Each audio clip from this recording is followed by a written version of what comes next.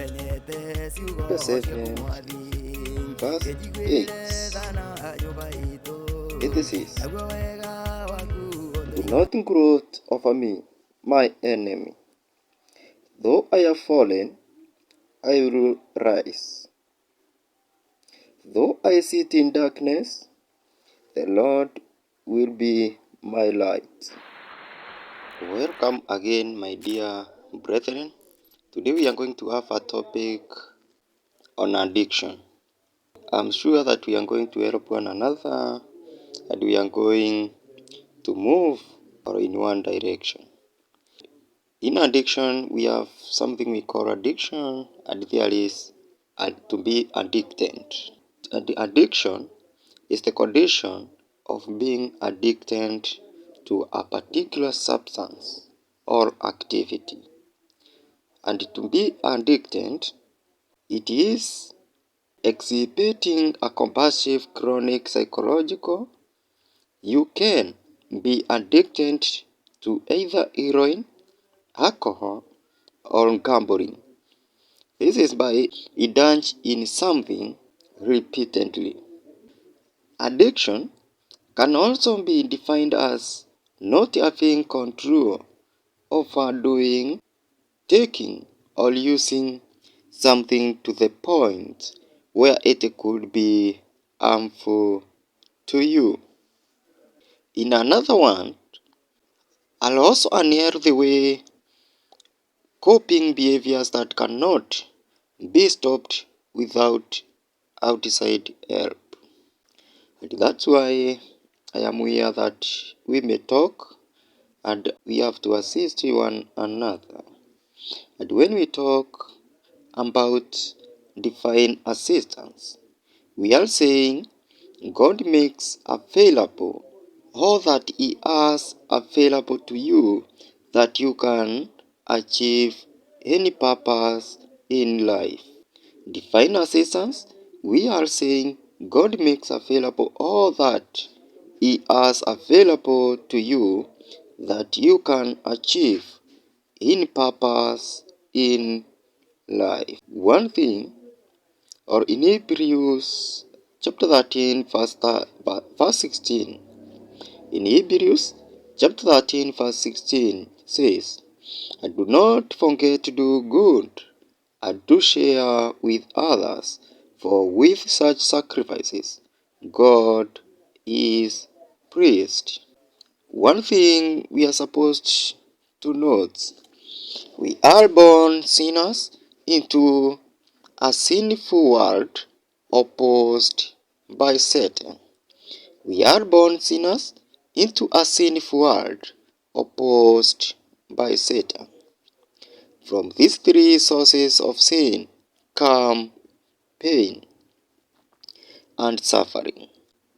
And we are told that in John chapter 8, verse 32, "You shall know the truth, and the truth shall make you free."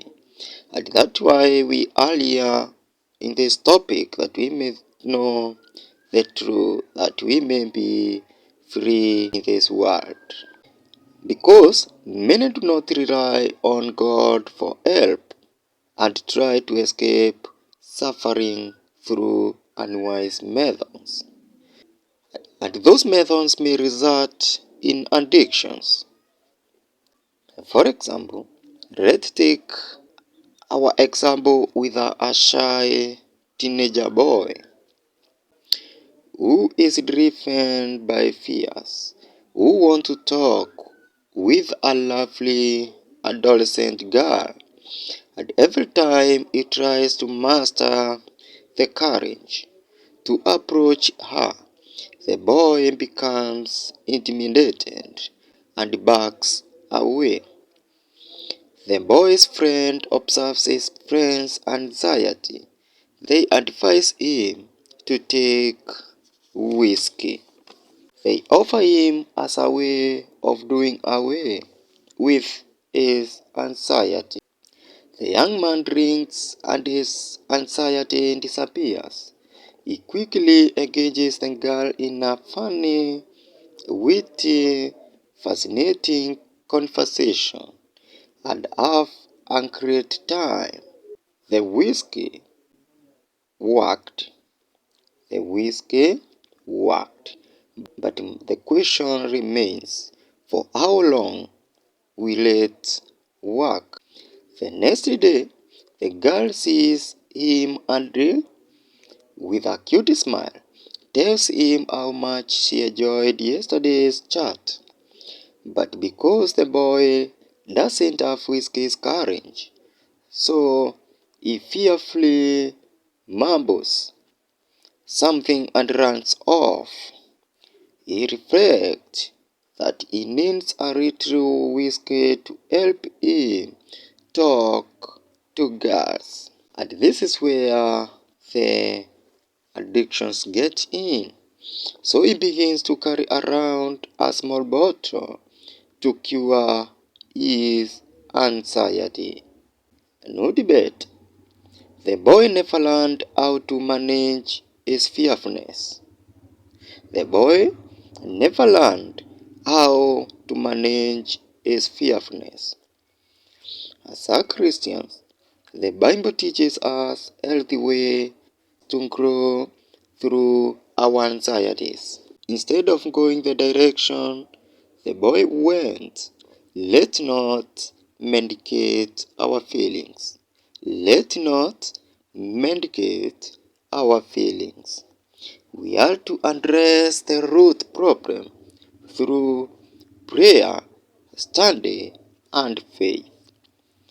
And prayer in 1 Thessalonians chapter 5 verse 16, we are told to pray without ceasing.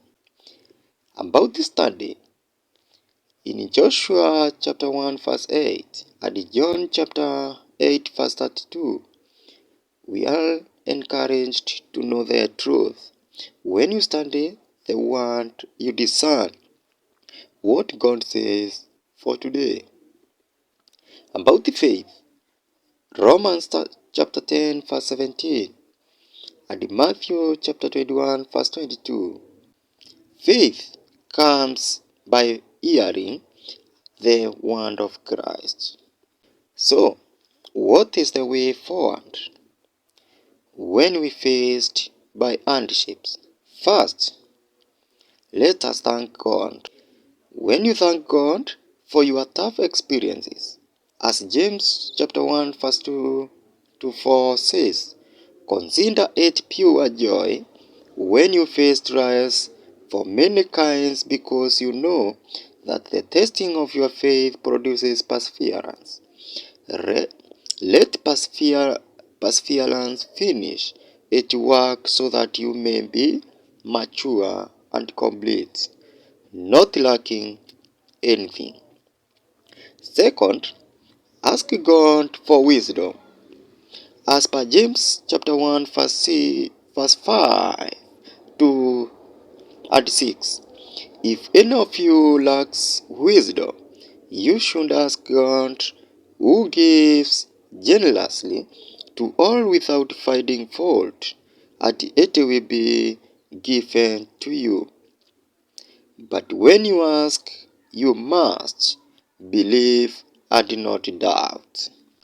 In conclusion, Philippians chapter 4 verse 6 to 7. Don't worry about anything.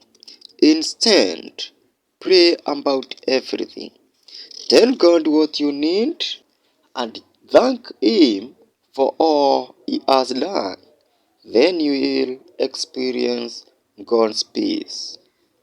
Exercise this by believing, and you will grow closer to God. You will develop a Christ-like in character. Those suffering from addictions, they only need to be educated and godly help. May God bless you. May God give you a heart that is ready to get assistance. In John chapter 8 verse 32, when the Spirit of truth comes, He will guide you into all the truth. for he will not speak on his own authority. Pray God, stand the word, and have faith, and all shall be well. May God bless you.